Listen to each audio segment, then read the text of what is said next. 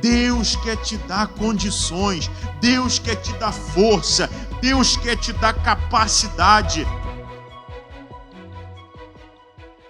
Vamos aplaudir o nosso Deus. Amém, glória a Deus. Boa noite, irmãos. Vamos sentar no nome de Jesus. Fique à vontade, sejam sempre bem-vindos à casa de Deus. Pegue a sua Bíblia, que eu quero estudar um pouquinho da santa palavra de Deus contigo. E vamos abrir a nossa Bíblia lá no Evangelho de Lucas, capítulo 10, no versículo 38. Vamos falar o seguinte, olha. Você tem que ver em Jesus o Salvador da sua vida.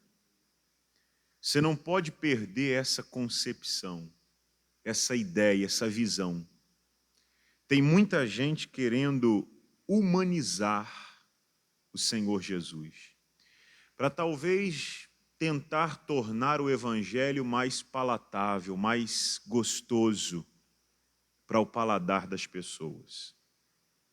E você corre um risco de, ao olhar para Jesus dessa maneira, perder a noção de quem Ele realmente é. Eu já falei algumas vezes para vocês aqui que chega a enojar, dá nojo. Você ouviu alguns pregadores por aí falando de Jesus como se fosse um adolescente apaixonado, disposto a fazer qualquer coisa para não perder a sua amada. Não é isso que a Bíblia mostra.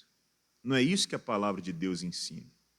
Nós sabemos, o amor de Deus não se mede. A Bíblia diz que a essência de Deus é o amor. Deus é amor. E Deus amou o mundo de uma tal maneira que chegou ao ponto de enviar Jesus para morrer em nosso lugar, carregar os nossos pecados, nos libertar de todos eles. Quer dizer, pagou um preço altíssimo para nos tornar livres. Isso é amor. Mas para que você desfrute desse amor e da companhia dele, você precisa entender quem de fato ele é. E não perder jamais essa visão. Não se acostume com a presença de Deus a ponto de desprezá-la. Como assim, pastor? Tem gente que está há tempos andando com Deus, já vive no Evangelho há muito tempo, conhece a palavra de Deus e já teve experiências lindíssimas com Jesus e se acostumou. E aí começa a esfriar na fé, começa a tentar humanizar aquilo que é espiritual, materializar aquilo que é da fé. E aí a pessoa começa a perder a linha, vai se afastando, sem que ela perceba, da presença de Deus. Nós não podemos cair nesse erro. Você tem que olhar para Jesus como seu Senhor e o seu Salvador, aquele que é capaz de fazer o impossível, aquele que consegue ir além do natural, do humano. Amém, gente? Olha o que diz aqui Lucas 10, no versículo 38. Diz assim: E aconteceu que, indo eles de caminho, entrou numa aldeia, e certa mulher por nome Marta o recebeu em sua casa. E tinha essa uma irmã chamada Maria, a qual, assentando-se também aos pés de Jesus, ouvia a sua palavra. Marta, porém, andava distraída com muitos serviços. E aproximou-se e disse: Senhor, não te importas que minha irmã me deixe servir só? Dize-lhe, pois, que me ajude. E respondendo Jesus, disse-lhe: Marta, Marta, estás ansiosa e afadigada com muitas coisas, mas uma só é necessária. E Maria escolheu a boa parte, a qual não lhe será tirada. Olha só, Jesus entra na casa, nós conhecemos bem essa passagem. Essas mulheres eram duas irmãs, tinham um outro irmão chamado Lázaro, a quem Jesus veio a ressuscitar mais à frente. E quando Jesus entrou naquela casa, sentou-se, foi muito bem recepcionado, ao que tudo indica. E a Maria, se assentou aos pés de Jesus e começou a perguntar para Jesus, a conversar com Jesus acerca de coisas que ele fazia. E ele começou a falar de coisas extraordinárias para ela, contando o que ele já tinha feito, falando acerca do reino de Deus, porque isso era o que Jesus fazia em todos os lugares. E a Maria estava sentada, colocando toda a atenção, dedicando tempo para isso, dedicando a atenção dela para isso, porque ela tinha um interesse. Eu quero ouvir o que ele vai me falar. Eu quero aprender com o que ele vai me dizer. Eu não posso desperdiçar essa oportunidade dessa visita terminar, ele ir embora e eu ficar sem receber essa sabedoria toda. E ela se dedicou a isso apenas. A Marta, por sua vez, ela foi trabalhar. Ela não fez nada de errado, ela não pecou, ela não errou. Imagina, é uma pessoa importantíssima. Jesus estava lá. Ela quis servi-lo da melhor maneira possível. Então, ao que diz aqui, ela foi fazer alguns trabalhos, quem sabe preparar um café, não? Alguma coisa para servir no jantar, no almoço, na mesa, a fim de recepcioná-lo bem. Mas Jesus não estava interessado nisso. Jesus, ele estava interessado em ensinar, e ainda assim acontece hoje. Jesus está interessado em pessoas que dediquem a ele tempo para aprender acerca do reino de Deus, acerca das coisas escondidas nesta palavra, para que com esse entendimento, com esse aprendizado, você possa fazer exercício da sua fé, ser abençoado, porque o propósito dele é abençoar, e através disso, olha, levar a palavra dele adiante. Eu digo às vezes aqui uma coisa que eu um dia aprendi de um pregador, não me recordo bem o nome, porque vocês sabem que eu não sou muito de guardar detalhes assim, mas o que é importante é o âmago, é o teor do negócio. Ele diz assim: a Bíblia que a maioria das pessoas do mundo vai ler não é essa aqui. É essa aqui, ó. Na tua casa, seja sincero, quantas vezes você já viu a tua família interessada em aprender isso aqui? A maioria das pessoas aí querem nem saber. Mas quando você começa a aprender dessa palavra e viver da fé, aí começa a vir milagre, prosperidade, cura, libertação. Você começa a manifestar o sobrenatural. Deus começa a agir através de você. Aí você conta o seu testemunho: olha, eu tinha tal problema, fui curado. Aquela pessoa do teu trabalho, aquela pessoa da tua casa, aquele teu amigo, teu parente, teu vizinho, seja lá quem for, ele está lendo a Bíblia. Ele está conhecendo Jesus através da tua vida. É isso que Jesus quer da gente. Ele quer abençoar você, mudar a tua vida, para que você possa dar testemunho dele. Diga glória a Deus, gente. Agora, para isso, tem que dedicar tempo, tem que se sentar aos pés dele e ouvi-lo. Maria estava tendo a noção de quem é que estava ali na casa dela. Não era um amigo, não era uma pessoa qualquer, era Deus. Então eu paro tudo que eu estou fazendo e me dedico a ele. A Marta não. A Marta também amava Jesus.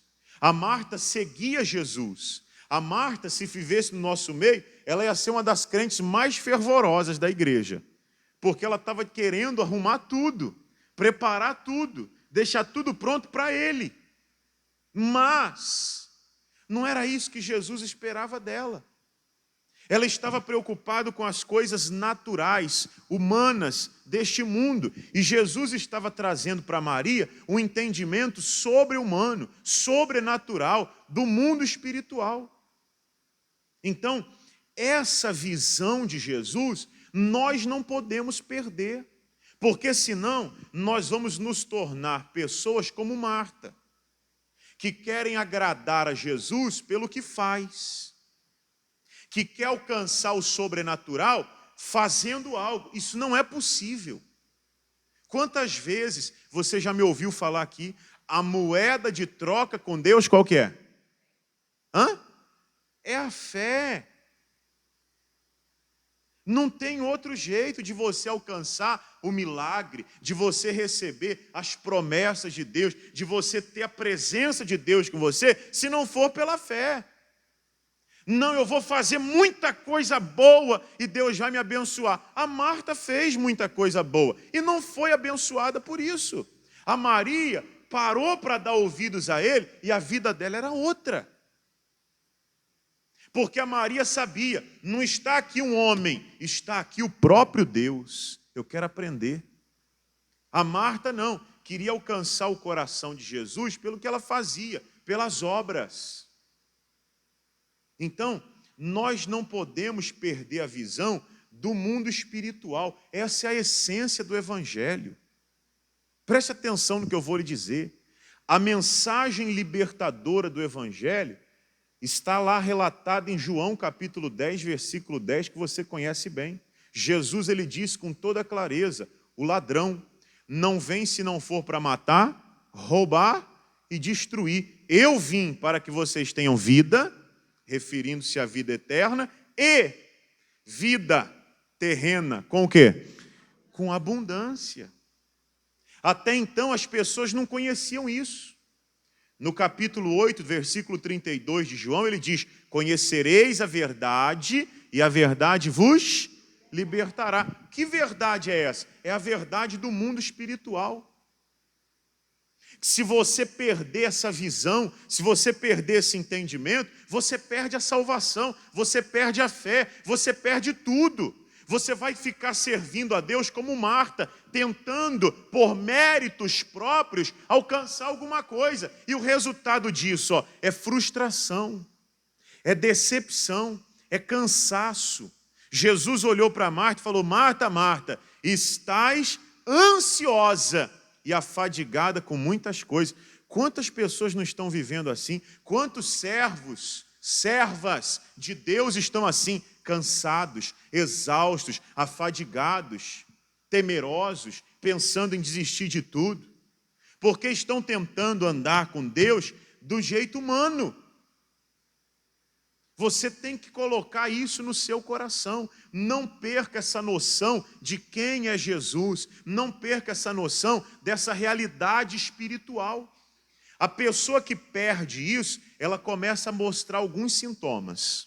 Por exemplo, ela começa a perder o interesse de vir à igreja.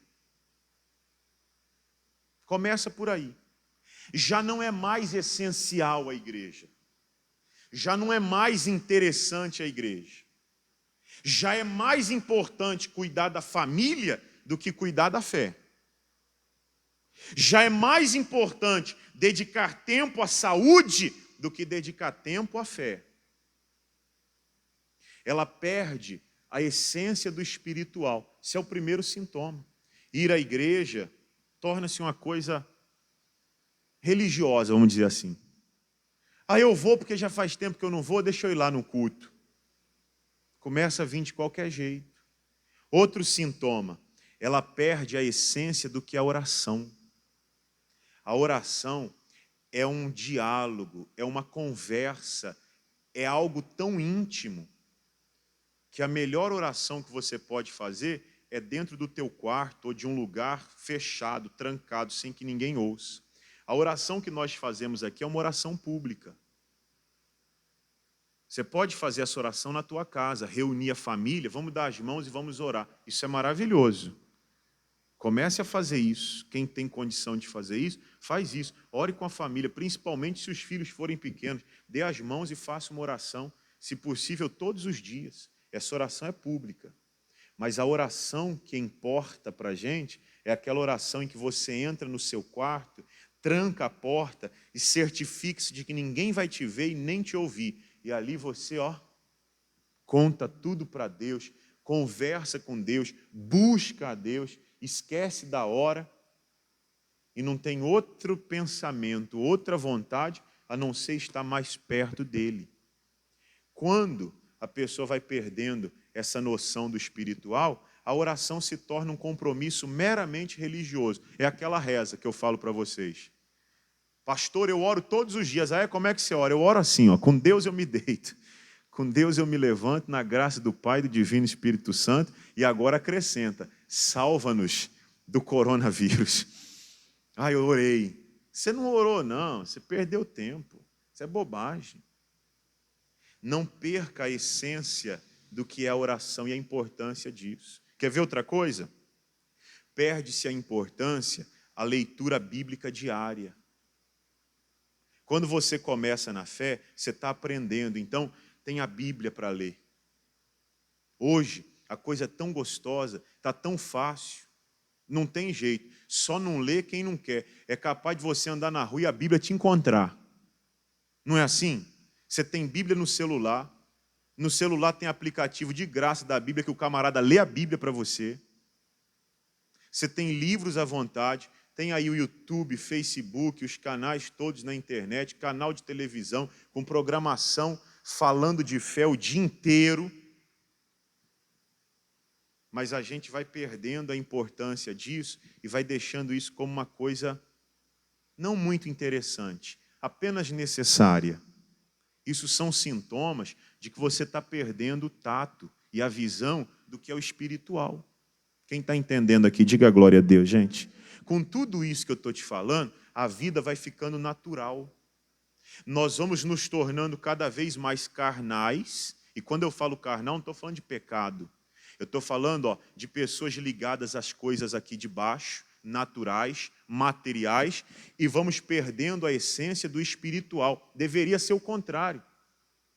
Quanto mais tempo você passa orando, lendo a Bíblia, vindo à igreja, servindo a Deus, você tem que ficar mais espiritual, desligando-se das coisas cá de baixo e se importando apenas com as coisas do alto.